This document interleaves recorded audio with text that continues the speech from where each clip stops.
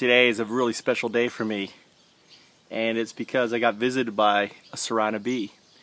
Now, there could be many interpretations why, and this bee came up to me, was buzzing around, and obviously really attracted to me. Like I wasn't threatening, right? You can tell bee when it's threatening because the level of the buzz is a higher buzz in the way they fly. This was just like very curious and flying around. Now,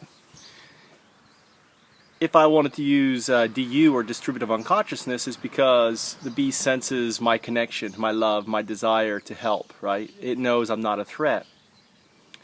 And it knows my desire to find it, okay? Because that unconscious desire is out there. And the data that feeds my unconsciousness is the same data that permeates its unconsciousness. Now, I'm not talking about telekinesis or telepathy or anything else. I'm just talking about the fact that there is a data exchange going on. Now that's one interpretation. The other interpretation, which is far more likely, okay, is I'm wearing my bee in work clothes. It's my overalls. They're inside out because they're cleaner on the inside, to be honest. And I've used these overalls for the last 3 years dealing with bees, and probably the scent of bees are on this overall, even though it has been washed. But not that much, so I don't wash these overalls that much. So most likely the bee senses the smell. And it was such a... And the other thing I noticed today in May is that, I don't know if you can see that, all these little guys flying around. These are more bees I've seen all spring. And a lot of these, I'm guessing, are a carpenter bee, which is a solitary bee. I don't know if you see them flying around these flowers. And this flower, by the way, right, this flower here, is actually, I bought in the grocery store. It's a form of rape or nanohana. And what I did was, after eating it, I planted the foot into it, and it's regrown. Now, the other thing I want to look at is all these seed pods here growing. Now, a lot of these seed pods do not look like they're pollinated, right? They're really small. Like this one here obviously wasn't pollinated. I would say less than this one is. Look at the size of this one, right? This is an early one, right?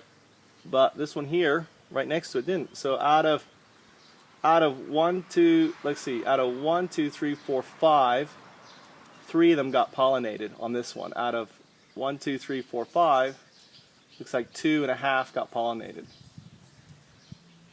Out of 3 out of 5 got pollinated. So you can go up here and see the level of pollination, which isn't that good.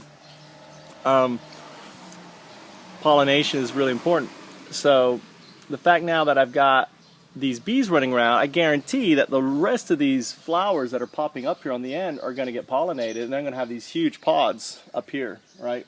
And what's really cool is this one plant that actually I bought, for $2, right, for food, now it's going to turn into basically thousands of seeds, right, thousands of plants that I can plant next year, all in here. I'm just going to throw the seeds out in here and let them grow, let the seeds fall and let them grow on it. Something else I've done here I want to show you real quick was, since I saw the bee, here is some of my syrup. I invented, I don't know if you can see, is that hiding it when I do that? No. So you see it in there, right? So I invented this syrup basically as bee food, and it's so good that now I'm launching it as a product called herb sweetener. It's really good, and I'm putting it out here. Hopefully the bee is going to find it, and if possible, if the bee finds it and starts telling her girlfriends to come, then maybe I can do some beelining, which is trying to find out where their hive is, which is extremely hard to do, and I've tried before and I have not been successful. So I start with this one, and then we start with another one, and you triangulate, right, by looking which way they fly. So we'll see what happens here. Hopefully that little girl's going to come back and start feeding, and I can get a picture of her.